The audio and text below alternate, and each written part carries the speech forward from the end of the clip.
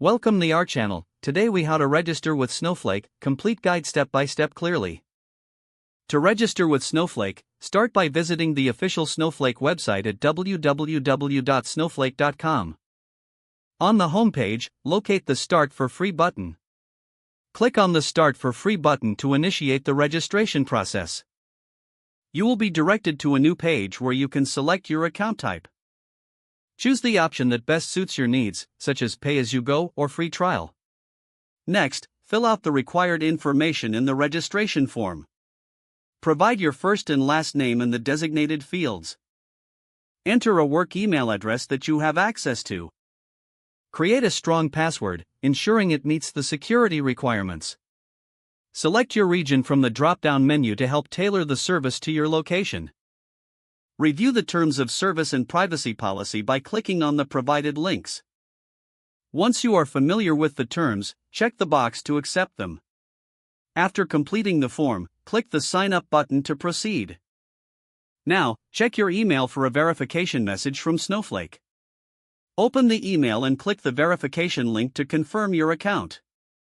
This will take you to a page where you can set up your Snowflake account. Follow the prompts to choose your account name and cloud provider preferences. After this, complete any additional steps required for setup. Once your account is set up, you will be directed to the Snowflake dashboard. From here, you can begin exploring the features and functionalities of Snowflake. Congratulations! You have successfully registered for Snowflake. If the page does not load, refresh the browser or try again in a private or incognito window.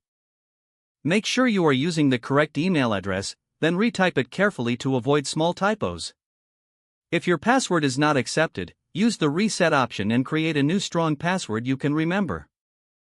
Check your spam folder for verification or security emails, then complete any requested confirmation steps.